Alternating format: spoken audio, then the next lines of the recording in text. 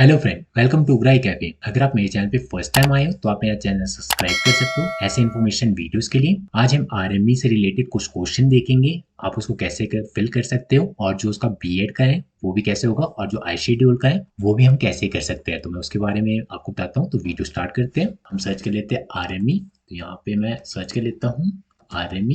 HPU direct आप search करोगे तो यहाँ पे आपको दिख रहा होगा एचपीयू आरएमई पोर्टल, जो इसकी ऑफिशियल साइट है। यहाँ पे rme.hpushimla.in जो कि इसकी ऑफिशियल साइट है। एंड जो इसका इनका न्यू पोर्टल है वो सिर्फ स्टार्टिंग में एन लगा है, बाकी सब कुछ एज इट इज है, जैसे nrme.hpushimla.in बाकी एज इट इज सेम है। बाकी मैं आपको ओपन करके बता देता हूँ। यहाँ पे हमने ओपन कर लिया है। तो ये जो है इनकी ये पुरानी वेबसाइट है। तो डायरेक्ट आप यहाँ पे क्लिक हेयर करोगे। यहाँ पे आपको दिख रहा होगा RME registration for PG and UG registration. Direct मैं इस पर क्लिक कर लेता हूँ। अगर आप यहाँ पे साइट देखते हो, यहाँ पे जैसे कि आपको यहाँ दिख रहा होगा nrme.hpushimla.in, सिर्फ यही है, बाकी चीज बाकी सब कुछ सेम है। एंड जो पुराना था इसका उनका पोर्टल भी सेम ही रहता है। तो यहाँ पे आपको दिख रहा होगा, जैसे कि यहाँ पे मैंने इस पर ऑलरेडी डिटेल वीडियो बना रखी है बहुत सारी, तो उस पर भी आप चेक कर सकते हो। तो यहाँ पे अगर आपने फ्रेश करना होता है डायरेक्ट आप इस पर क्लिक करते हो, फ्रेश एफिलिएशन यहाँ पे कर लेते हो। और यहाँ पे आपको दिख रहा होगा स्टूडेंट लॉगिन, जो कि यहाँ पे बीएड एचपीयू कैंपस के जो होते हैं, और यहाँ पे आई शेड्यूल, जो आई शेड्यूल है यहाँ पे वो भी यहीं से लॉगिन होंगे। तो डायरेक्ट जो आई शेड्यूल वाले स्टूडेंट है वो यहाँ से लॉगिन करके चेक कर सकते हैं। आपको यहाँ पे ओपन माइक नहीं है, वैसे यहाँ पे डाल दिया है आई शेड्यूल, तो यहाँ पे आप डायरेक्ट लॉगिन कर लोगे। तो अगर मैं इस पर क्लिक करता हूँ व्यू पे, एंड अगर आपको यहाँ पे जैसे कि दिख रहा है, ये मैं अगर करता हूँ, यहाँ पे आपको डायरेक्ट यूजर आईडी चाहिए होगा। जो भी आपने फॉर्म फिल किया था उसमें जो यूजर आईडी होगा डायरेक्ट इससे में आपने फिल करना है। एंड जो आपका पासवर्ड होगा वो यहाँ पे डालना है, जो कि आपका डेट ऑफ बर्थ होता है। इवन जो अगर आप इसमें फ्रेश कर रहे हो तो डायरेक्ट आपका नेम का फर्स्ट वर्ड होता है एंड डेट ऑफ बर्थ होता है। डायरेक्ट इसमें password same as it is करना है आपने। एंड यहाँ पे आपको जो कैप्चा दिख रहा है वो यहाँ पे डाल के यहाँ पे डायरेक्ट आपने लॉग इन कर लेना है। तो मैं इसको लॉग इन कर लेता हूँ। मैं उसके बाद आपको आगे बताता हूँ। तो मैं आपको इसमें ये भी बताऊंगा, मुझे बहुत से कमेंट आ रहे हैं कई क्वेश्चंस के हिसाब से, तो उसके क्वेश्चन के मैं आंसर भी बताऊंगा आपको इसमें। तो हमने डायरेक्ट मैं आपको स्टार्टिंग में ये बता देता हूँ, यहाँ पे एकेडमी सेशन जो होता है वो 22-23 का होता है, जैसे कि आपको यहाँ पे दिख रहा है। एंड जो यहाँ पे डिग्री दिखी है यहाँ पे बीएड होता है, क्योंकि मैंने लॉग इन बीएड के स्टूडेंट का कर रखा है, तो यहाँ पे डायरेक्ट मेरे को बीएड शो कर रहा है। वैसे यहाँ पे बीएड सब्जेक्ट है वहाँ पर, एंड कैपेसिटी जो है मेरे पास रेगुलर है, क्योंकि बीएड रेगुलर होता है इसलिए। एंड यहाँ पे आपको डिस्ट्रिक्ट दिख जाएगा जो कि शिमला है।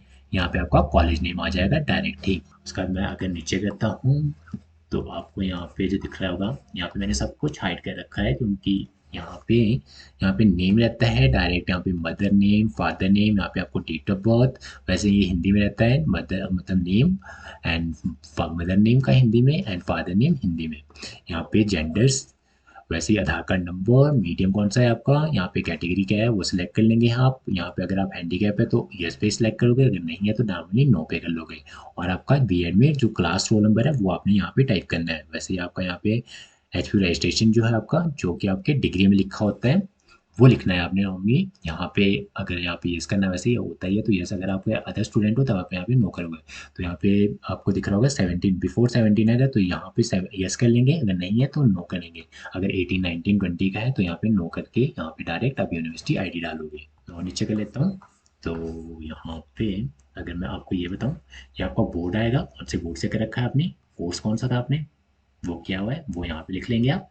यहाँ पे कैंडिडेट मोबाइल नंबर डालना है, यहाँ पे फादर मोबाइल नंबर डालना है, यहाँ पे ईमेल आईडी डालना है, यहाँ पे 10th की मार्कशीट, सीरियल नंबर डालना है, यहाँ पे आपका रोल नंबर होगा, वैसे यहाँ पे पासिंग ईयर 10th का। उसके बाद आपका यहाँ पे सबमिट का आएगा, मेरे केस में यहाँ पे अपडेट का आ रहा है, तो यहाँ पे आपका सबमिट का आएगा, डायरेक्ट आप वो कर लोगे। और अगर आप इसमें कुछ भी गलती करते हो तो आपका जो फर्स्ट होता है, जैसे कि अगर मैं आपको बताऊँ, अगर आप रेगुलर स्टूडेंट हो तो आपका जो कुछ भी गलत हो जाता है, सपोज करो आपने फाइनल सबमिशन कर रखा है, उसके बाद जो अगर आप एडिट करना चाहते हो तो एडिट आप कर नहीं सकते हो, तो डायरेक्ट आप कॉलेज के थ्रू करोगे, जो कि एडमिनिस्ट्रेटिव ब्लॉक होता है आपका, वहाँ पे हो जाएगा, कॉलेज से आपका हो जाएगा, जो कि रेगुलर स्टूडेंट है। अगर मैं प्राइवेट स्टूडेंट की बात करूं, कईयों ने वैसे प्राइवेट स्टूडेंट में यहाँ पे फ्रेश एडमिशन कर रखा है, तो उनके जो प्राइवेट केस रहता है, प्राइवेट जो होते हैं कैंडिडेट, वो डायरेक्ट एचपीयू के थ्रू करेंगे, वो एचपीयू में कॉल कर सकते हैं। वो इवन कई बार कॉल पे रिस्पॉन्स नहीं करते तो आप डायरेक्ट एचपीयू जाके वहाँ पे एडिट करा सकते हो। तो अगर रेगुलर स्टूडेंट हो तो डायरेक्ट, अगर आप रेगुलर स्टूडेंट हो तो कोई भी मिस्टेक आपका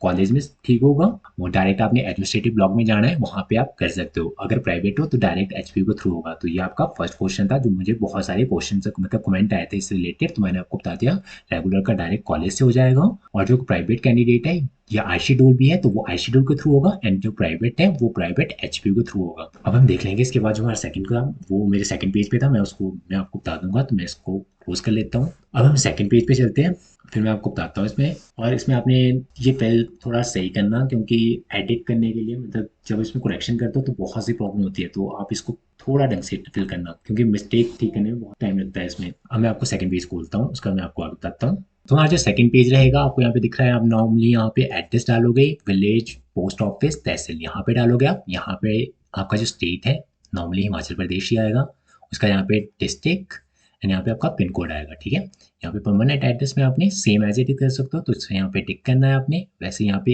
अगर नहीं है, डिफरेंट डाल रहे हो आप, तो नॉर्मली यहाँ पे एड्रेस डालोगे, अगर डिफरेंट डाल रहे हो तो सेम रहेगा, तो यहाँ पे सेम आ जाएगा, ओके। यहाँ पे स्टेट चूज करना है, यहाँ पे डिस्ट्रिक्ट, यहाँ पे पिन कोड, उसके बाद अपडेट पे क्लिक करना है, एंड देन ये अपडेट हो जाएगा। तो हम नेक्स्ट पेज पे चलते हैं, जो हमारा नेक्स्ट पेज रहेगा उस पर करते हैं हम।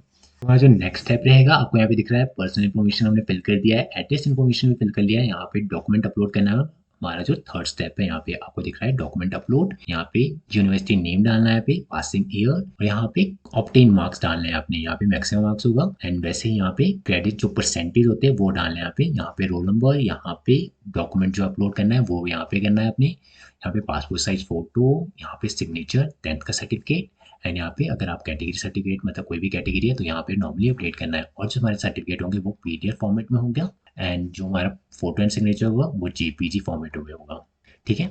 एंड ये रहेगा हमारा। और मुझे क्वेश्चन आ रहे थे जो हमारा इसमें था, यहाँ पे जो है जैसे कि आपको यहाँ पे दिख रहा है मार्क्स ऑब्टेन, तो जो एच की फाइनल डिग्री है उसमें सीजीपी शो करता है, ठीक है। तो यहाँ पे हमने सीजीपी डालना है। सपोज करो आपका 7.2 है, ठीक है, यहाँ पे आपका 7.2 है सीजीपी, तो आपने यहाँ पे डायरेक्ट 7.2 डालना है, यहाँ पे 10 डालना है, क्योंकि हमारा जो सीजीपी काउंट किया जाता है वो 10 से किया जाता है। उसके बाद आप यहाँ पे करोगे परसेंटेज, तो यहाँ पे 72 आ जाएगा, यहाँ पे नॉर्मली आ जाएगा ये। अगर आप यहाँ पे अपडेट करते हो तो साइड में इशू आ रहा है, वहाँ पे ये शो कर रहा है 72, मतलब यहाँ पे अगर मेरे पास 7.29 है, सपोज करो ये है हमारे पास, तो यहाँ पे मेरी परसेंटेज बन रही है, जो यहाँ पे साइड में इशू है इसलिए बन रही है 72.90। ये आप अगर अपडेट कर रहे हो तो वहाँ पर ये आ रहा है, बट ये साइड की प्रॉब्लम है। और एक और चीज़, जो अगर आप एच की यहाँ पे जो भी है, मतलब जो भी यहाँ पे आप ग्रेजुएशन की डिटेल फिल कर रहे हो, तो आपका जो पीडीएफ फाइनल पीडीएफ आ रहा है उसमें आपकी ये डिटेल शो नहीं होती है। तो अगर आपका ऐसा कुछ इश्यू आ रहा है तो आप डायरेक्ट इसको सेव कर सकते हो, क्योंकि इसमें कोई भी प्रॉब्लम नहीं होने वाली है यहाँ पे आपको, क्योंकि ये जो आप डॉक्यूमेंट अपलोड कर रहे हो ये ऑलरेडी अपलोडेड है इसमें।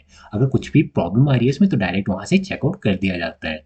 और यहाँ पे साइड की प्रॉब्लम है, अगर आप यहाँ पे 7.2 डाल रहे हो तो यहाँ पे 72 हो रहा है वो, क्योंकि यहाँ पे साइड का इशू आ रहा है इसलिए। बट यहाँ पे आपने 7.2 डालना है, यहाँ पे 10। और जो अगर आपने ये नहीं भी डालना है तो आप यहाँ पे नॉर्मली ये कर सकते हो, जैसे अगर मैं आपको ये बताऊँ, हाँ, जैसे आप यहाँ पे डाल रहे हो, आपके आप 10 मार्क्स जो है यहाँ पे आपका 7.29 है, ठीक है।